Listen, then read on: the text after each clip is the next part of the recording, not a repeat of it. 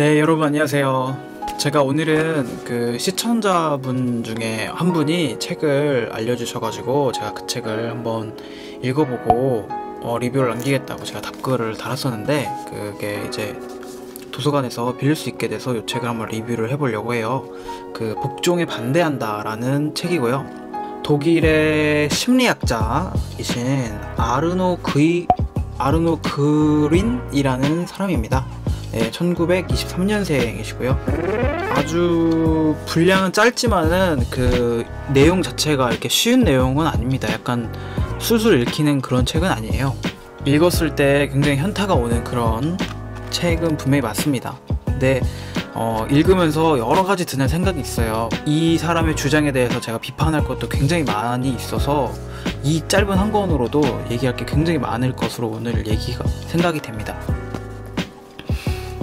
이 책 내용을 간략하게 설명을 드리자면은, 이분은 이제 심리학자라고 그랬잖아요. 그러니까 어렸을 때 이제 부모님과 이제 아이의 관계에서 복종이 어떤 식으로 이제 전달이 되는지, 그때 배운 복종의 기억이 그 사람을 사회에서 어떤 역할로 이제 고정시키는지에 대한 영향력에 대해서 이야기를 하고 있어요.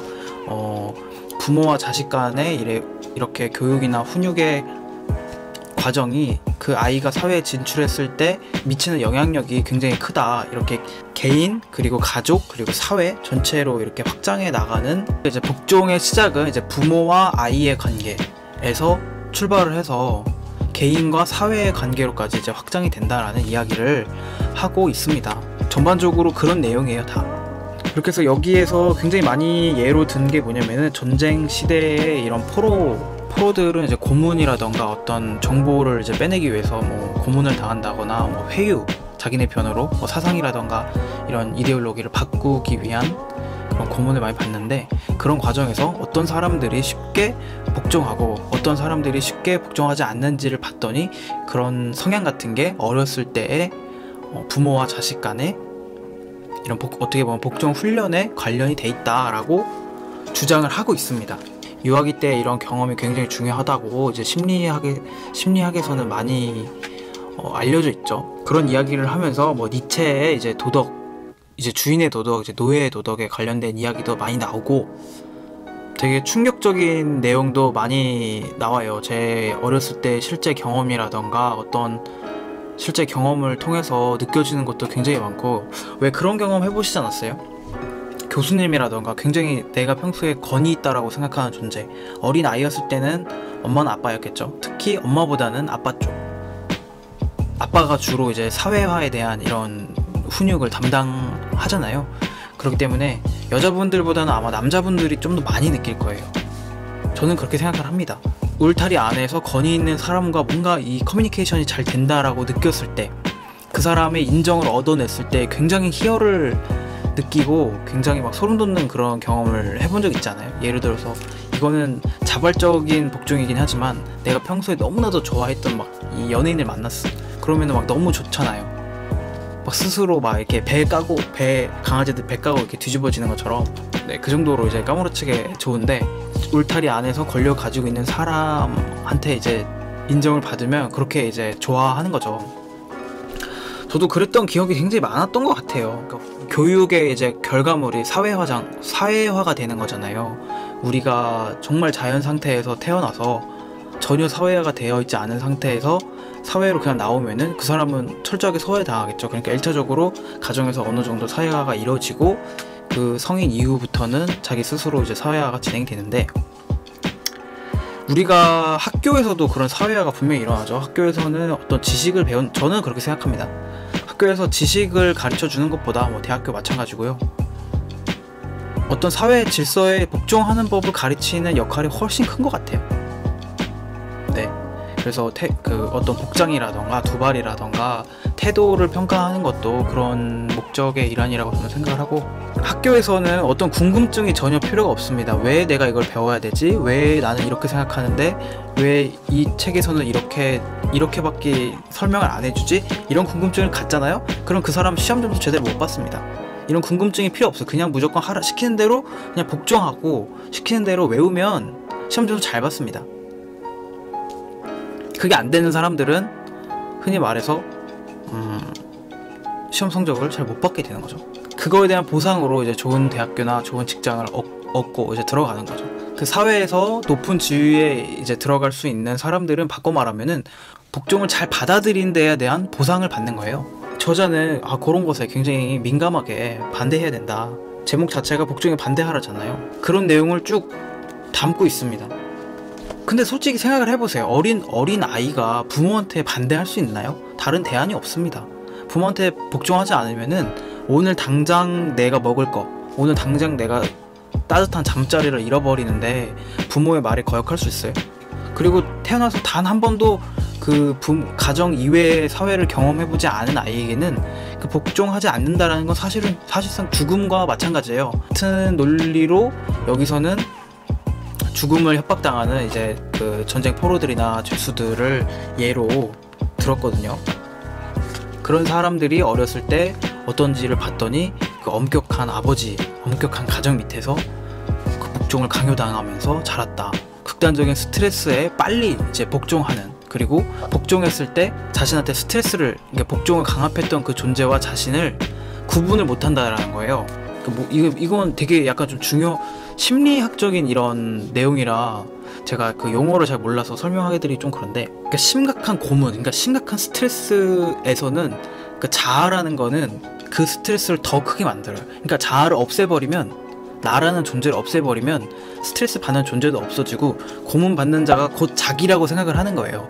그러면은 그 사람이 판단하는 게 제가 판단하는 게 되잖아요. 그러니까 이게 복종한다라는 거를 인식하지 않으면서 자연스럽게 그 사람이 원하는 대로 따라갈 수 있는 거죠.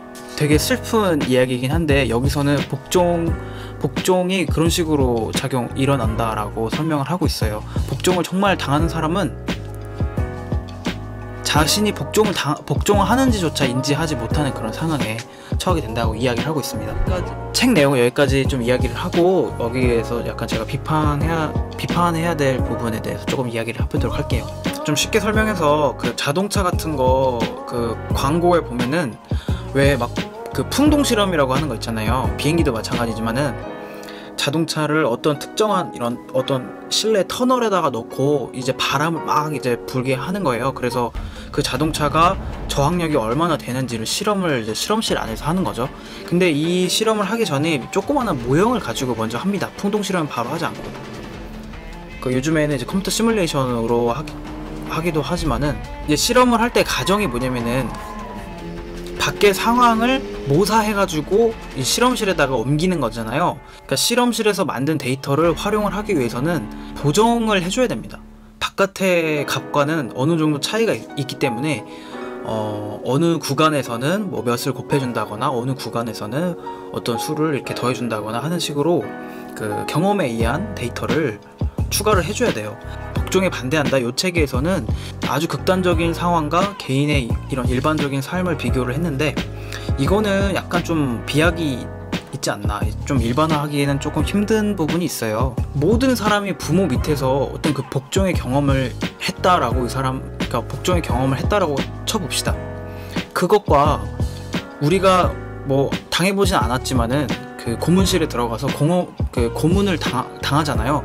그것과 1대1 대응된다라고 뒷받침할 근거가 여기서는 굉장히 부족해요. 아주 극단적인 상황을 예로 들었기 때문에 저는 이거는 좋지 못한 비유라고 생각을 합니다. 극단적인 비유도 들고 이것을 그 그러니까 정상 범위 안에 들어오는, 그러니까 정규분포가 이렇게 있잖아요. 그러면은 그 극단적인 경우 양쪽 이제 1% 정도라고 봤을 때 이 가운데에 속하는 사람들이 어떻게 행동할지는 별로 연관성이 없다라는 거죠. 제가 느끼기에는. 그것에 대해서 조금 다뤄줬으면은 조금 더 좋은 글이 됐을 텐데 조금 아쉽습니다. 그리고 복종에 대해서 생각하는 것도 다 맞는 말이에요. 맞는 말인데 어쩌겠어요. 우리가 사회에 나와서 돈을 벌고 우리가 이 사회에서 생활을 하려면은 당연히 그 사회화라는 건 필요하고 복종하고 싶은 사람이 어딨어요. 아무 스트레스 없이 어쩔 수 없으니까 그러는 거죠. 그거에 대한 누구나 다 안단 말이죠. 요즘 아이들의 장래 희망 1순위가 유튜버잖아요. 그 아이들은 굉장히 똑똑합니다. 이게 아는 거죠. 남 밑에서 일하고 출퇴근 시간에 찌들면서 직장생활을 한다라는 게 너무나도 힘들고 불행하다라는 거를 아이들은 알기 때문에 자영업이나 이제 사업 같은 일을 하자. 근데 그거와 가장 이제 부합하는 게 연예인이나 유튜버잖아요. 그분들 다 연예인이나 유튜버들, 자영업자나 뭐 그 개인 사업하는 거나 마찬가지예요. 아이들이 굉장히 똑똑합니다. 근데 어떻게 우리가 현실에서 이미 복종에 익숙해져 있는 우리가 어떻게 현실에서 그런 복종에 반대할지에 대한 실질적인 대안은 전혀 들어가 있지가 않아요. 그냥 우리 현실이 이렇다. 그냥 우리는 어렸을 때부터 이런 강요를 당해왔다 라는 것만 많이 들어가 있고, 중간은 쏙 빠져 있고, 결론은 또 이상합니다.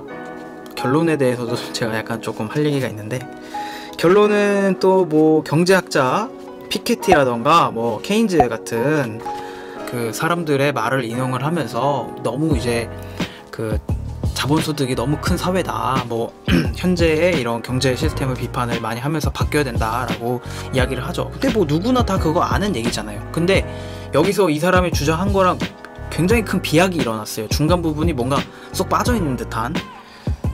그리고 여기서 또 그 물리학자 하이젠베르크가 이야기한 불확실성의 원리를 이야기를 하는데, 뭐 이분이 틀린 비유를 쓴 거는 아니지만은 너무 막 갖다 쓴다라는 느낌을 받았습니다.